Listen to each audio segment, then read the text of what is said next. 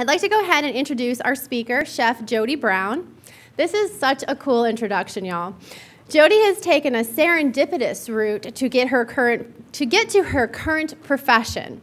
Due to an overwhelming desire to try a variety of different careers during her 35 years as a working woman, she has enjoyed an exciting and varied professional life.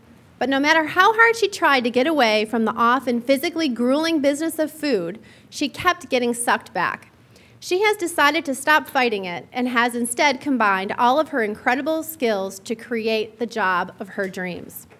Jodi entered the food business in her hometown of Boston, and you will detect a slight accent, long before the Food TV network was born. She moved to New Orleans in 1997 and quickly fell in love with the people and the culture of the city. Who can't, right? After 2 years of assisting in the rebuilding of her beloved city post-Katrina, she was feeling sick, run down, and depressed. After much thought and reflection, she sold everything and decided to shake up her life. First stop, Boston, where she was coached and cared for by an acupuncturist that led her to a new food lifestyle she now lives and vehemently promotes. Before returning to New Orleans, she spent several years traveling through Mexico, Central America, and the Bahamas.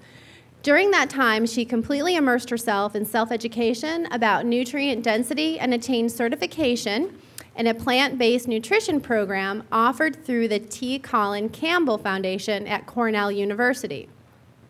Now, T. Colin Campbell, does that name sound familiar to any of you? Forks Over Knives, absolutely. Forks Over Knives was one of our well-used seminars last year, and one of the lead physicians and researchers is actually T. Colin Campbell that Jodi trained under. She has achieved optimal health, her ideal rock star weight, and incredible energy by focusing on consuming nutrient-dense foods, not counting calories or portion control. If you want to have more foods in your life that are delicious, easy, and quick to prepare, oh yeah, and good for you, you've come to the right place. Today we'll jumpstart your very own plant-based nutrition plan. Please join me in welcoming Chef Jodi Brown. Wow. Thank you, my friend, and thank you to Arlene, who's been drinking my Kool-Aid for a while. She's been coming to my classes. I've been doing it at Everman and was a big advocate for getting me in here to meet you all today. Plants. The one thing that we hear over and over again, no matter what the current situation is you got to get more fresh fruits and vegetables into your life. That's the bottom line. And I am the neighborhood pusher. Welcome. Plant-based nutrition. This is what we're going to talk a little bit about today. We're going to talk about where to find it and what affects it, because I think a lot of people are confused about what they should and shouldn't be eating and how they should find what it is that their body needs to function. We're going to talk about the development of food-based science and how it affects the human body. We're going to talk about engineered versus heritage or heirloom quality. Has anybody in the room ever heard of heirloom quality seeds or grains or plants, heirloom tomatoes? They're what they've been eating for hundreds of years before we started playing with our food. We're going to get some quick tips on how to get more, and then we're going to have a little Q&A. So who am I, and where do I get off talking to you? She gave you a perfect, bring you up to speed on the fact that I studied with the T. Colin Campbell Foundation through Cornell University. I love food. I love it, I love it, I love it, I love it, I love it. I just love food differently than I ever did before, and I have not had to give up any flavor. The great thing about the current world that we live in is that I turned 50 a couple weeks ago, and I remember in the late 60s and early 70s when all the hippies started doing all the health food thing, the stuff was horrible. It was horrible. It was like the bottom of your shoe. It was like cardboard, terrible. But, you know, fast forward a couple of decades, and thanks to the raw food people, we have just some amazing things going on.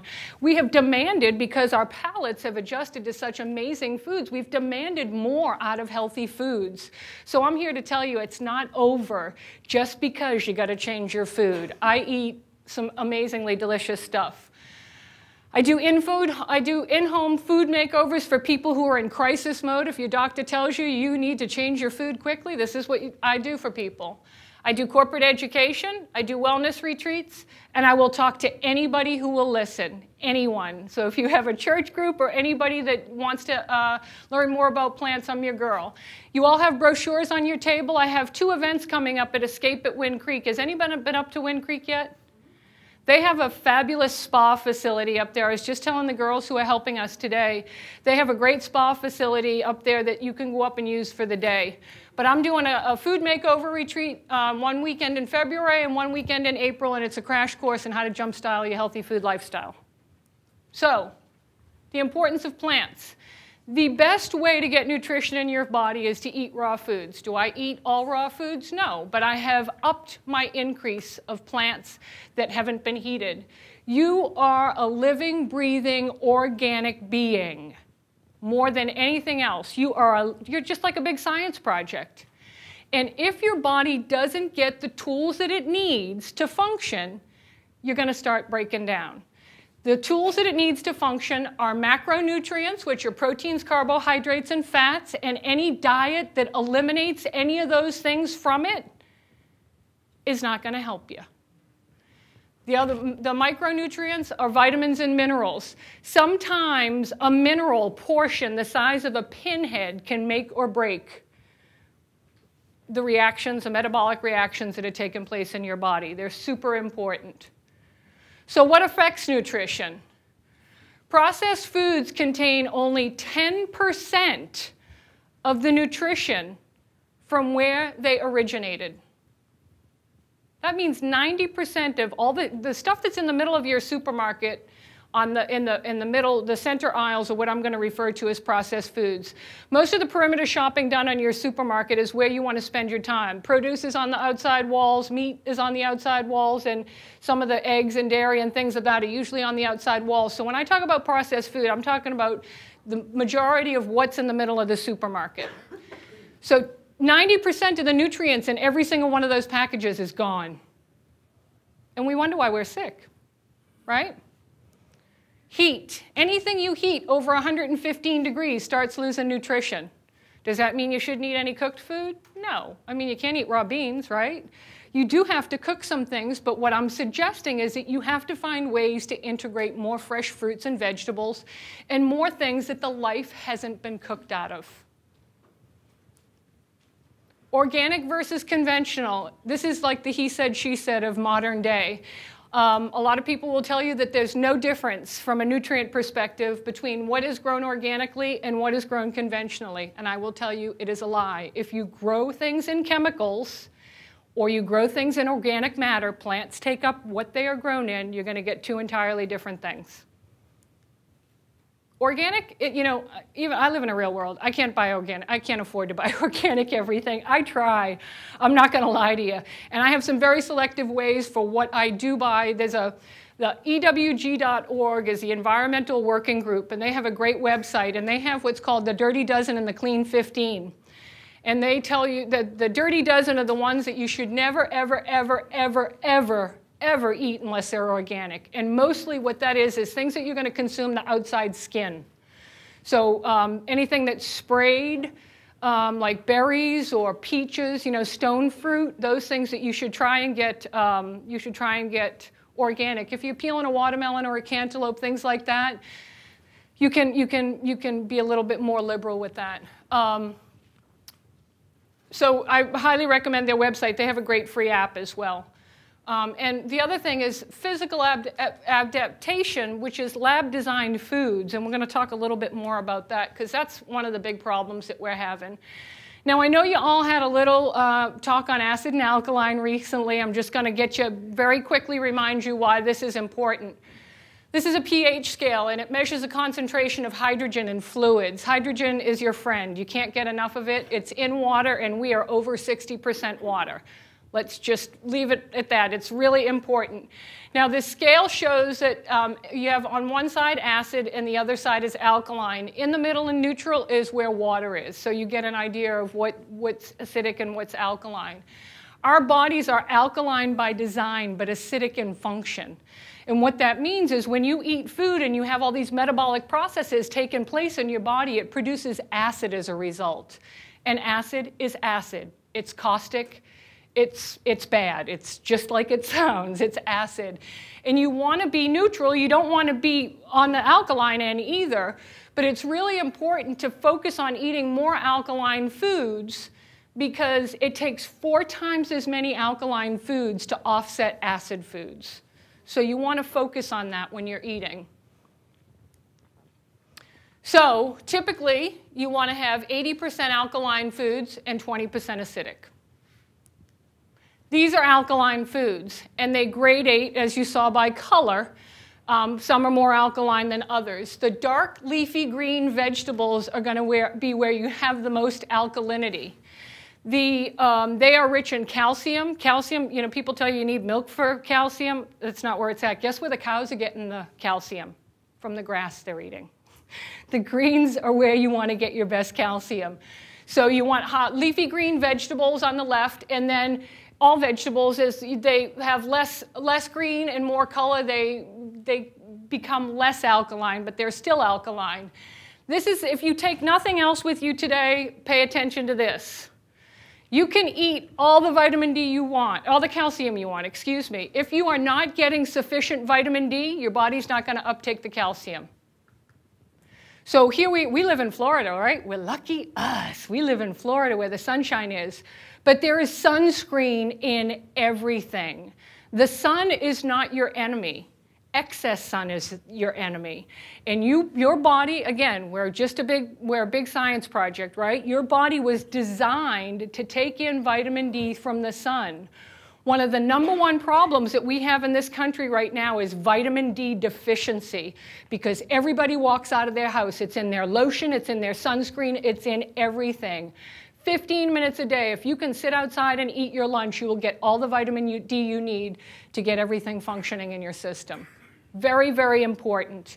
You'll see now a lot of times the calcium supplements now have vitamin D3 with them because they're so important to take together. So this is acid-forming foods. Pretty scary, huh? Oh, and I forgot, coffee and alcohol are on this list too. So here's the deal, right? We're eating 80% of this and 20% of the alkalizing foods. So this is just a quick review of the whole acid and alkaline thing and why it's so important to pay attention to your internal pH. Anybody see this movie? Best movie ever. This movie explains so much about why we're at where we're at, but what it explains is acidosis in animals. Because when we have high acid diet, we get acidosis, and there's a lot of things that are the end game for acidosis. But I'm going to tell you, this is amazing. These 2 guys were from Massachusetts. They went on, after their college, they decided to follow an acre of corn and do some research and see where it would take them. And they wound up in a cornfield in Iowa. And one of the things that they learned is that we used to feed cows grass, right? We used to let them be pasture grazed. But when we had an excess of corn, we learned how to start feeding them corn. Well, corn forms acid in cow systems just like all the junk food that we eat, which is mostly made from corn, forms acid in ours. And what happens is they get sick. So what the farmers are doing is they're routinely injecting them with antibiotics. 70% of the antibiotics used in the United States go to agricultural farming of animals. So they routinely inject all the animals so that none of them get sick and pass it along to the herd. And when we eat the meat, we're getting the antibiotics. And we wonder why, you know, a little bit of dose every day, every day, every day, every day. If you go into the emergency room and they give you antibiotics, suddenly it's not working. It's sort of like getting a flu shot. So we have, this movie explains basically what's happening in cows is happening exactly to us. It's a great film. So here's the other thing people say to me all the time. If you don't eat meat, where are you getting your protein? Well, same place cows are getting it, from plants. Protein is nothing more than a string of 23 amino acids. Your body makes all but 9 of those amino acids. Those are called essential amino acids. They call them essential amino acids because it's essential that you eat them. If you eat a wide enough variety of fresh fruits and vegetables, you'll get all those amino acids. They'll form themselves in your body. You don't have to do the work ahead of time. You just got to eat a good variety of food. You'll get your protein just fine. the body does complete the proteins all by itself. So the protein myth that those of us who choose not to eat a lot of meat, I haven't given up everything. I had 2 pork chops the other night, full disclosure. But I eat about 5% of my diet it consists of meat now, instead of 95% of diet. And it was good. Oh, so good. But so you don't have to create the protein outside the body before you eat it, which is the big myth. You know, like rice and beans. You hear all the time, you got to eat rice and beans together in order to get the protein. Not true. Just some of my suggestions of vegan protein sources. We have a wide variety of fresh fruits and veggies. We'll give you all the amino acids that you need: beans, legumes, and peas. I talk to a lot of people. We're going to have some green smoothies a little bit later on. A lot of people want to have protein in their smoothies. I'm not an advocate of whey protein, which comes from a dairy source. It's my thing. I'm still trying to stay with plants because the body digests it a lot easier. You can buy a pea protein if you feel inclined to bump up your things. That's got an incredible amount of really good vegan protein in it. You don't have to put whey in your stuff. Nuts and seeds are great. I get used to eating raw nuts and seeds again, because when you roast them, you kill nutrition. So I highly recommend that. And quinoa. Who's had quinoa? Woohoo! My new favorite food. I love me some quinoa. That is a perfect protein all by itself. It's got the same protein makeup as a steak, and it's a grain. Actually, it's a seed, but it's sold as a grain. So what happened, right? Look at the difference in a single century between 1912 and 2012. Look at where we've come, right? You got to figure between 1500 and 1900, there wasn't a whole heck of a lot of change, right?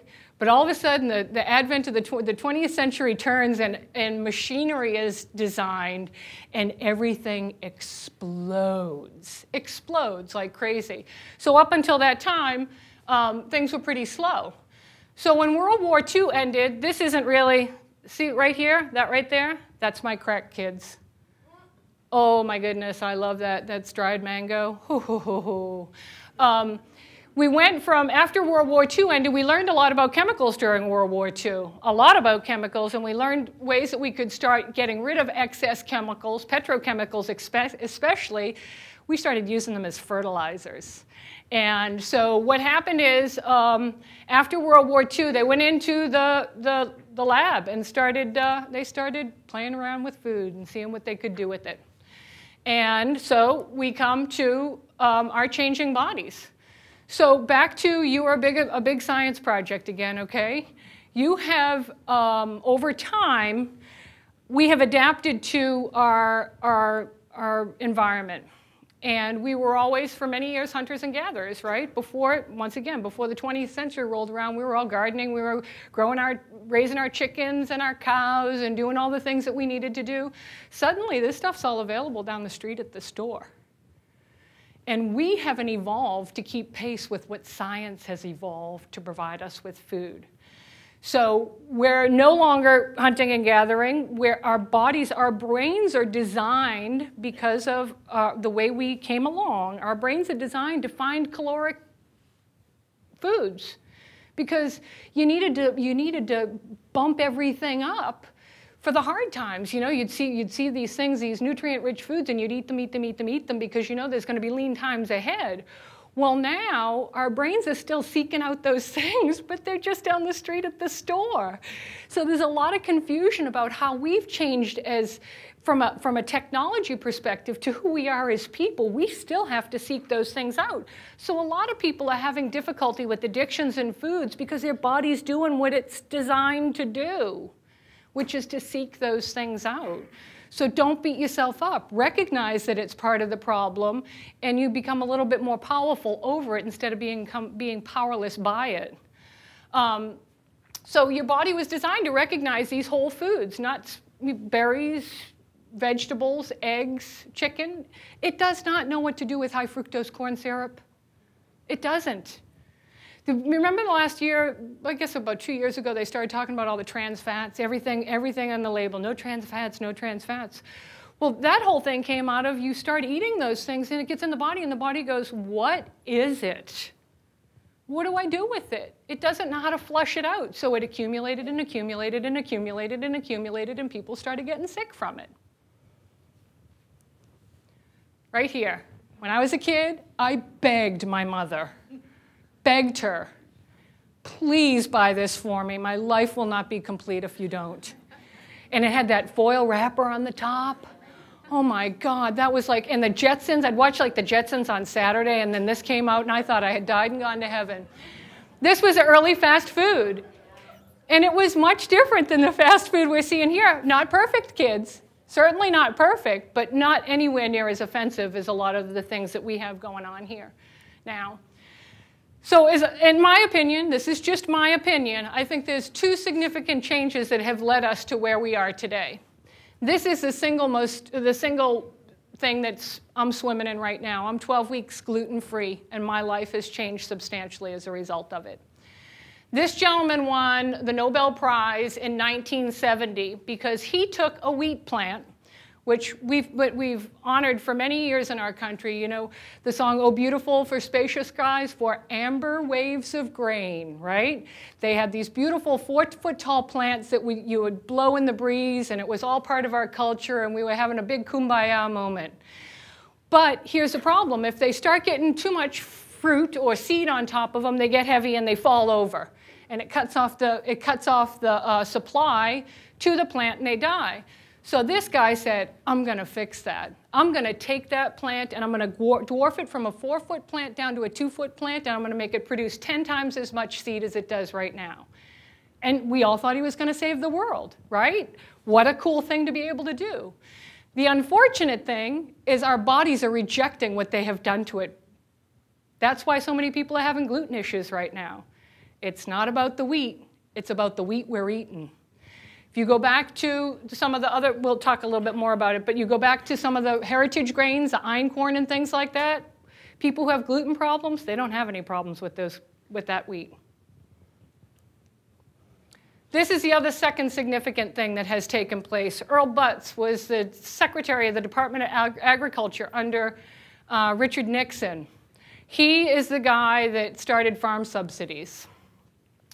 Well-intended, don't get me wrong, I'm not here to bash Earl Butz. It was a well-intended thing, but his whole thing was get big or get out. We were having some major issues in the country with pricing farm. You know, they were feeding animals grain. The price of meat was going up. And basically what we did to put a Band-Aid on it was we encouraged the farmers to grow fence to fence. That was his whole thing. Pull up, you know, maximize all your growing, and we shipped a bunch of our grain to Russia. They were having a bunch of problems over there. We supplied them with a Band-Aid for what they had going on. Subsidies were intended to be a short-term problem. They are now the anchor and chain that is dragging us down because we still have them going on. We have an overabundance of these 3 crops in particular, corn, soy, and sugar beets. And they're trying to figure out something to do with them. So they sent the scientists into the lab to create something that they could use to sell to people for cheap, and we're all paying the price for it. So much yield, right? What do we do with it all? What do we do with it all? The bottom line is there were no long-term health studies done with any of these things that were coming out of the labs. They just said, yeah, that's okay. We're going to let you people self-police what's going on. And it takes a couple of decades sometimes for these things to show up, and we're starting to see it now, right? Same thing we're going to start seeing with GMOs. We're eating GMOs now. I can guarantee in another 20 years there's going to be some ugly things come out of that. Let me just tell you quickly, corn, we see, we're going there. Trust, oh, we're going there. We're going there. Corn is, we typically see in flour at the supermarket, cornmeal, polenta, starch, or corn syrup, right? Who doesn't like a pecan pie? I'm your girl for that, too. There's a lot of derivatives that come from corn. If you hear nothing else I say to you today, stop eating aspartame. It's the sweetener in your diet soda. It's a neurotoxin. It'll kill you. It's the worst thing you can put in your mouth. That comes from corn. There are 90+ side effects from aspartame. The biggest one that's in my little hippie community that we hear ad nauseum, it mimics multiple sclerosis in the body.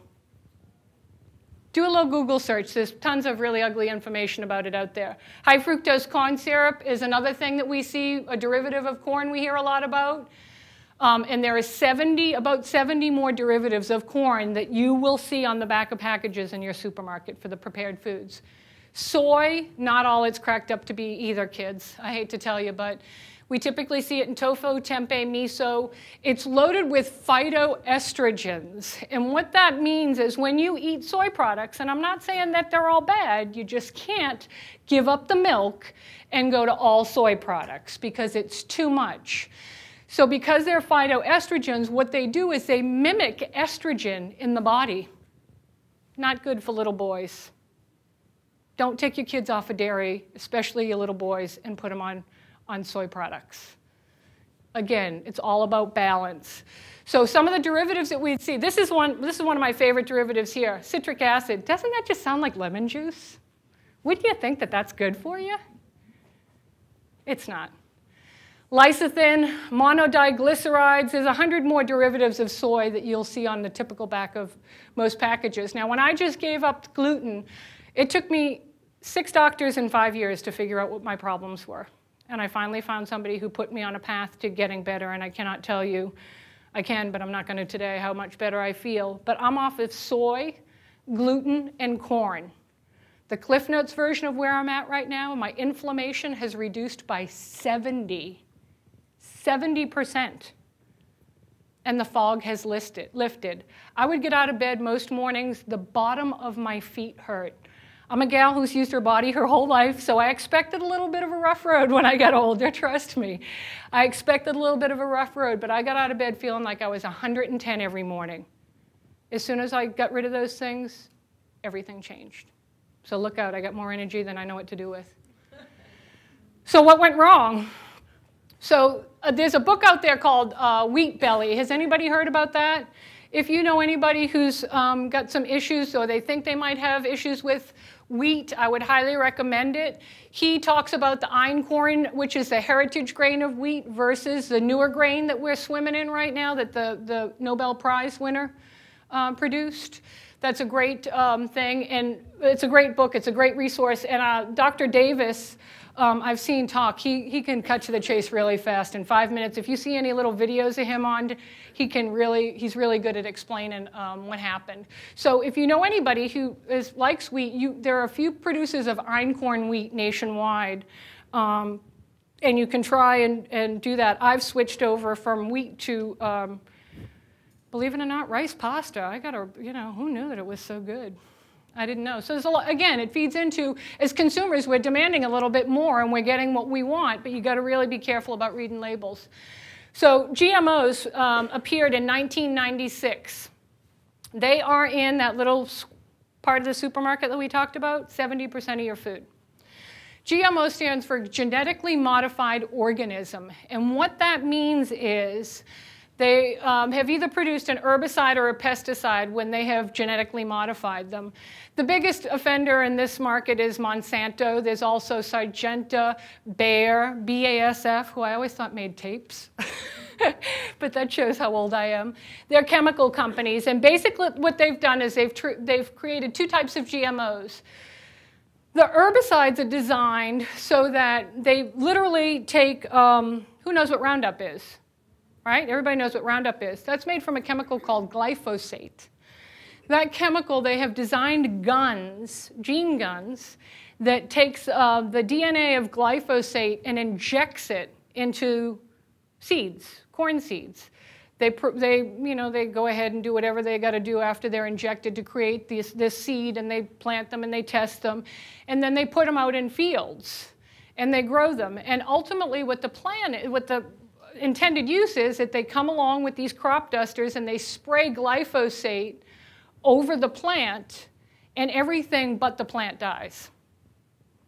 So that's how the herbicide was intended to be used. But, okay, so before I get ugly with that, that's how the herbicides work. With the pesticides, they've done a little bit of a different thing. They've taken a bacteria and they've attached the pesticide to it, and they're not shooting it in, but they're crossbreeding it so that the pesticide is present, so that when the bug crawls up on the plant and eats the plant, it dies. And you know how it dies? Its stomach explodes. That's the method for the pesticide, the end game for the pesticide. So we have allowed these, I say that as a nation because nobody's stopping them from doing it. We have allowed this to continue to happen. We've let these big companies self-police, say they're doing the studies, they're checking everything out for us, and everything's fine.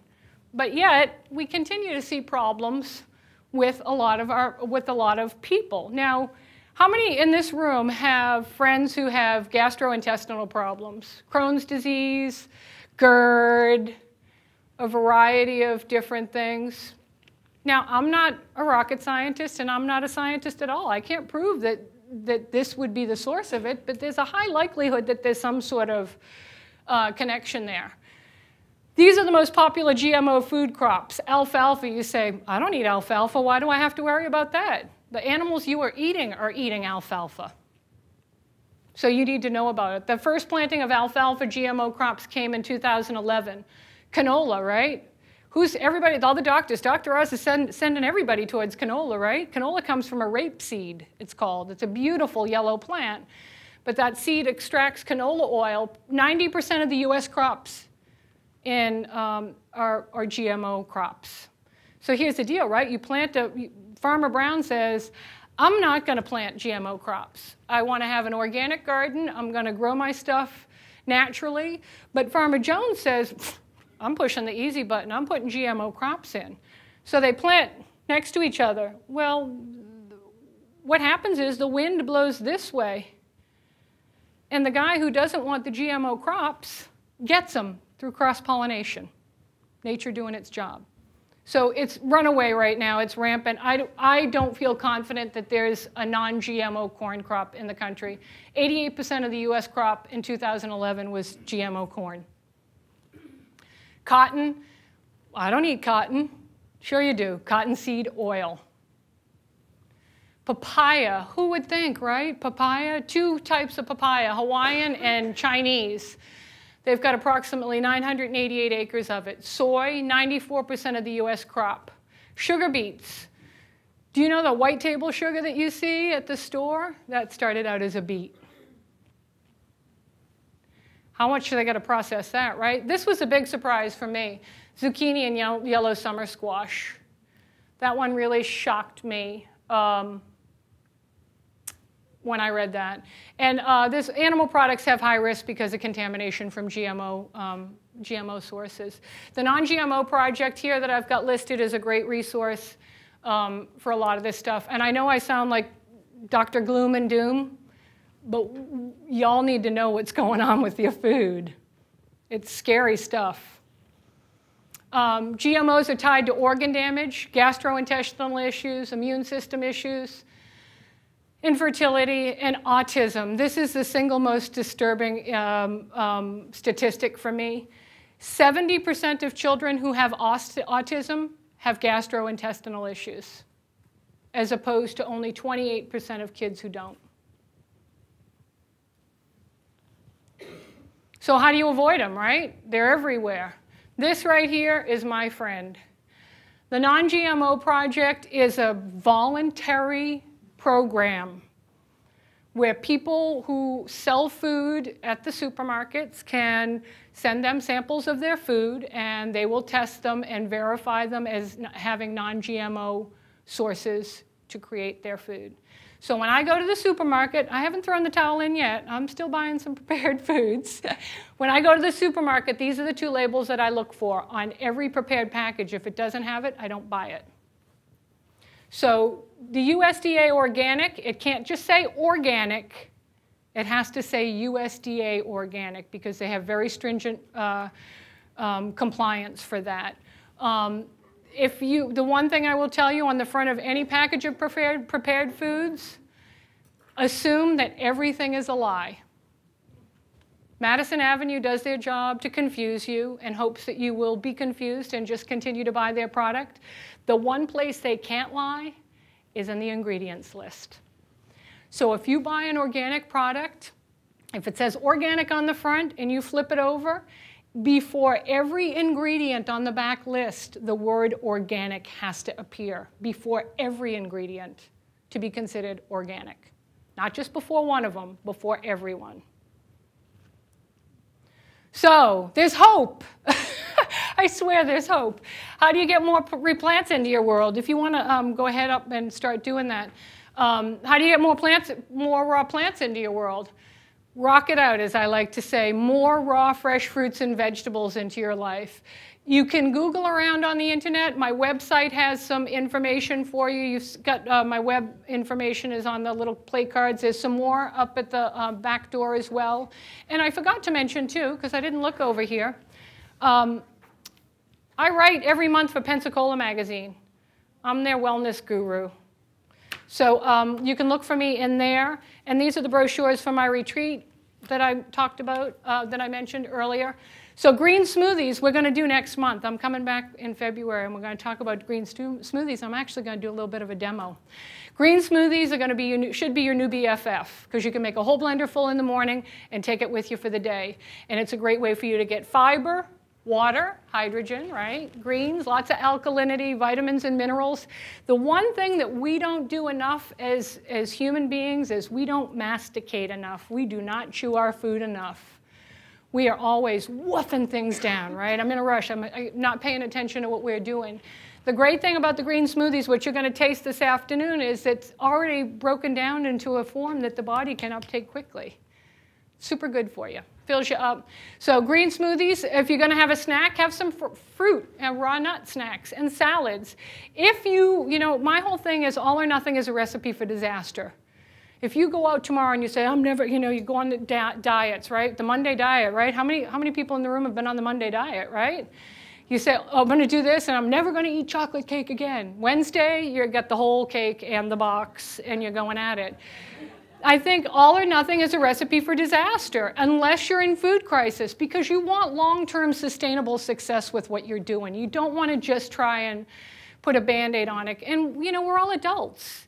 You know, my whole thing is if that piece of chocolate cake comes across your path, turn the TV off, get away from the laptop, sit down and enjoy it. Don't make it mindful eating. Don't make it mindless eating. Enjoy it. If you're going to do it right. Put a hat on and have some fun. So if I can get you to do one thing, just one thing, and have a smoothie every day, but do it every day, I can guarantee you your life will start to change. Because your body's looking for nutrients, right? When you eat a bag of Doritos, what is it? And I'm not picking on Doritos. I got to learn to stop doing that. Because I like Doritos, I just don't eat them anymore. You eat. Your body never tells you to shut off because it's looking for nutrition to function. It's looking for everything it needs to operate. When it doesn't get what it wants, a half an hour later, it's asking you to put more in your pie hole, right? More. But when your body starts getting what it needs, it knows, wait, I got what I needed from those smoothies. You start craving things that are good for you. And once you start getting nutrition, which is where I finally reached a point where I'm getting enough nutrition, I'm never hungry. Because there's this little switch in your head that goes off when your body's getting what it needs, and the keep eating button stops happening. So just start. If you can start with smoothies and then upgrade to a salad in a couple of months and do those two things, I'm telling you life will change. Period. It just will.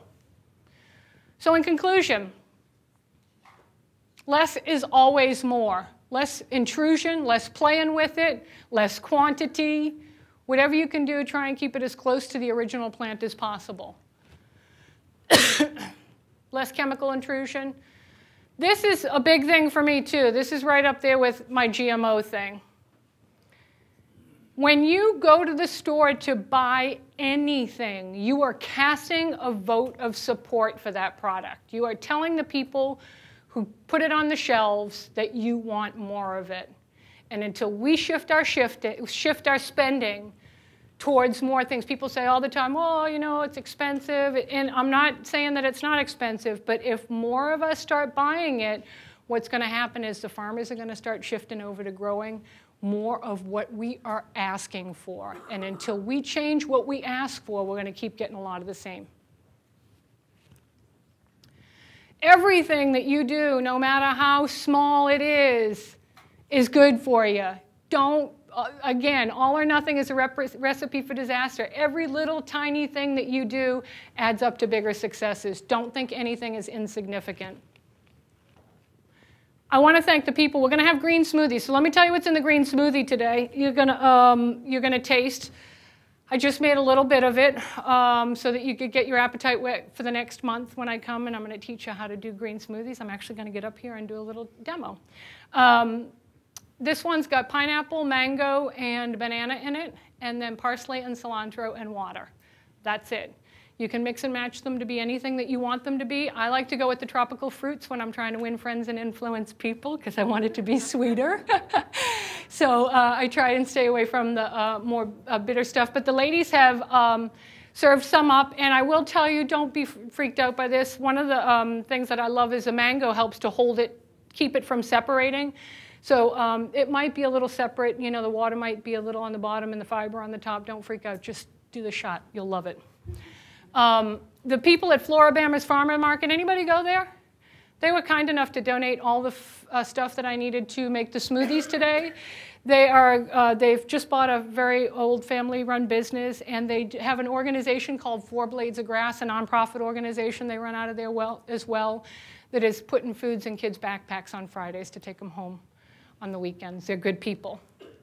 So let food be thy medicine and medicine be thy food. Who knows who Hippocrates is? He's the father of modern medicine, right? 400 years ago he said this. We need to pay attention. Anybody who wants to come to my retreat today, you can call this woman. She'll give you a 20% discount on the retreat package if you write this number down. And also, this is a little reminder that on March 6th from noon to 1, I'll be back to do a class on raw food essentials and green smoothie love.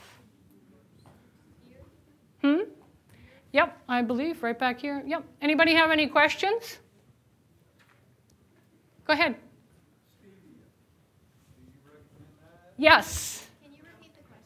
Absolutely, I'll say that, absolutely. He asked about stevia, and I will bring some with me next time. Stevia is a plant. There are people who will tell you that high fructose corn syrup is natural too because it comes from corn.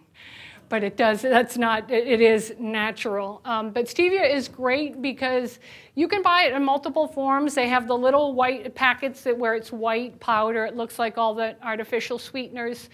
If you like the flavor of artificial sweeteners, you'll like that one. But you can also buy it green, where it looks like an oregano plant. It grows great in our climate here. You can put one out on your back porch and pull a leaf off and throw it in with your blender in the morning in the smoothies. But I buy the version that's just dried and ground up. It looks like ground oregano. And I use that for people who are doing it. But that's the best from, okay, then this, people always ask me, sugar, right? What do I have? I have 3 choices for sugar. Stevia or a sugar substitute. Stevia, raw local honey. We are blessed with some producers of raw local honey in the area. That does not mean that you can drink a half a gallon of it a day. It means that that's a better choice. Bees are the keepers of the flame, man. They are collecting all sorts of great stuff when they are going from plant to plant, and we benefit from it in the products that they produce. And then the other one is coconut sugar.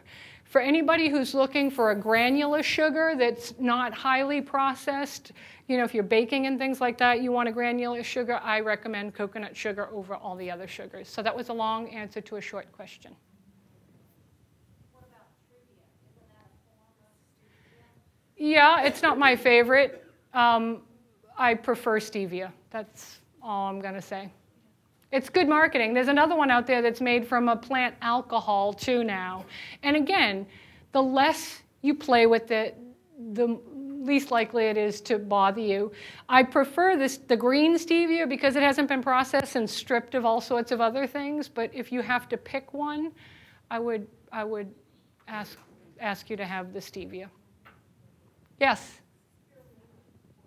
Can you speak up, darling? I can't hear you.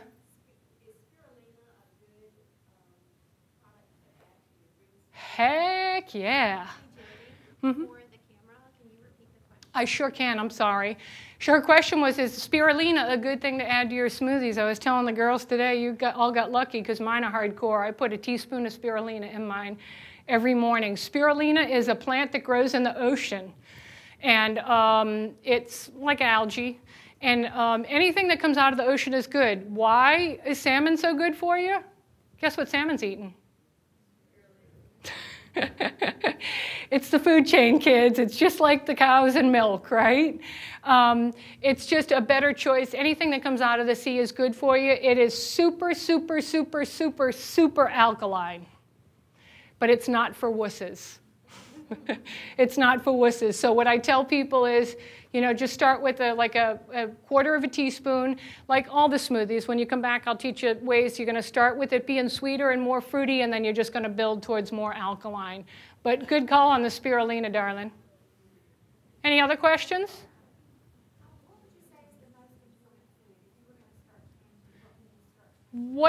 The question is, if she was going to start changing the food, what would be the most important food? Anything green.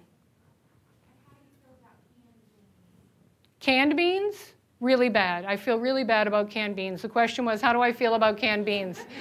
Really bad, okay? But here's the deal. I'm not a purist. Frozen ones. Cans have a BPA on the lining that are really bad for the body. So, you know, they take those, it's sort of like frozen fish. They pull them out of the water, they cut them fillets off, and they freeze them right away. Same thing with frozen. I'm not saying you got to reinvent the wheel. I'm just saying make better choices. So if you want to have fruit, vegetables that are ready to roll, get frozen ones. Yes, darling.